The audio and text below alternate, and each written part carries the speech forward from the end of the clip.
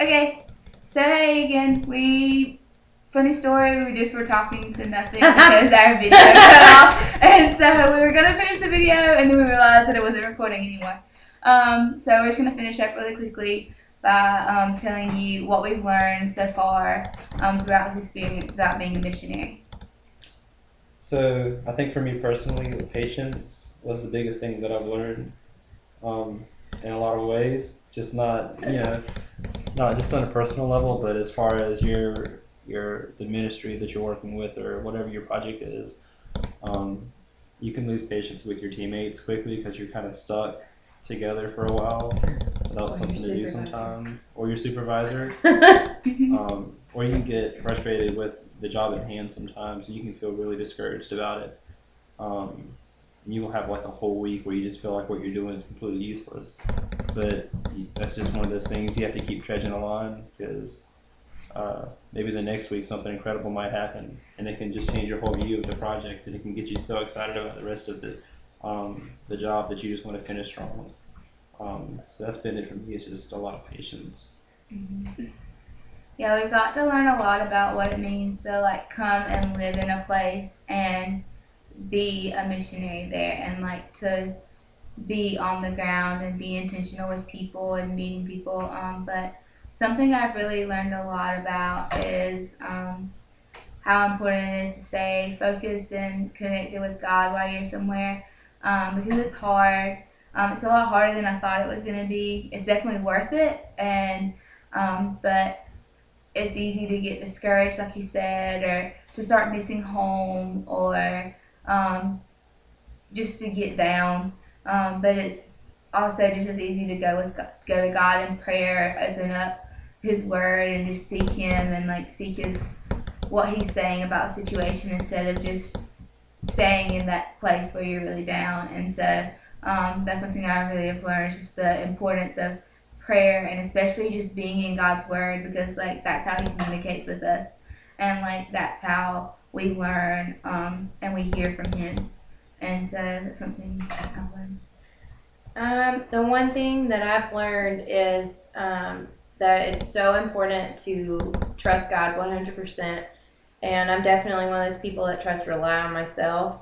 And I haven't been able to do that because there have been times that I've been scared out of my mind and I just wanted to quit and I wanted to go home. And it's so important to know that God has always got your back. You, like your teammates say they've got your back, but nobody's got your back like God does. And it's so important to be all in and be all there all the time and be there with God all the time and to trust Him and to know that He's there with you all the time and He's all in with you. And it's just, for me, it's just really important to trust God and not trust myself because that's like a huge problem with me. So, Mm-hmm. Yeah, so we love Canada. We have a few little funny things. I know it was weird getting here. I know we have a lot of bugs back home. There's a lot of mosquitoes here and a lot of like bugs and crawly things that like to fly around and try to bite you. And so we've become ninjas at killing mosquitoes. We'll just be like, and we get a mosquito and we like catch them and it's really awesome.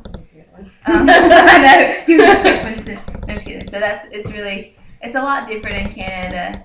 It's a lot like home in South Carolina, but it's also a lot different. For me, the funniest thing about Canada, the place we're staying in New Brunswick is just it's so country that it's hilarious that it's in Canada, but it's like if the state of Georgia and the state of Louisiana had a child and moved up north, it would be New Brunswick because it's just nothing but trees and rivers out here. Everybody listens to country like nonstop, 24/7, like American country. And I'm pretty sure the other day we saw the General Lee drive past us on the highway. So it's just crazy. Everybody here owns a rifle. They go out hunting. But for moose. For moose. For moose. So that's it for me. I don't know. Shoot it. Oh my goodness. Okay, my turn. Okay.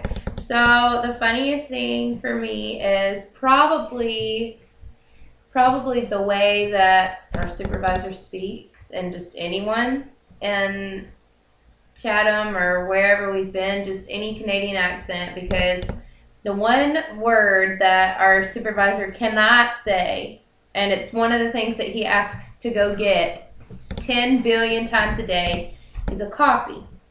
So if Victor Summers wants to go get a coffee, he says, let's go get a caffy.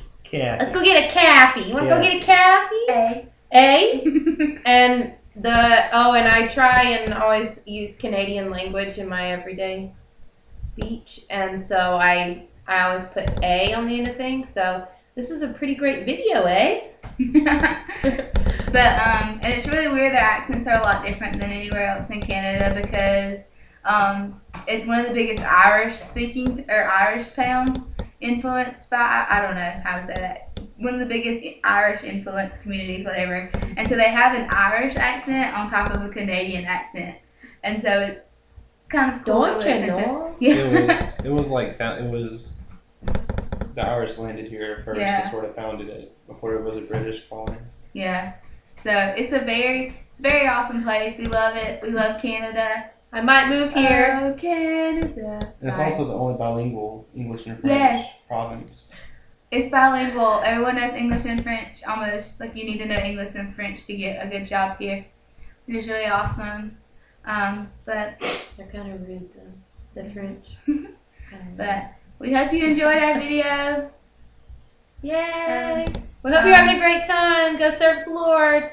Woo. Commit to kindness. Love Jesus. We love you guys. Bye.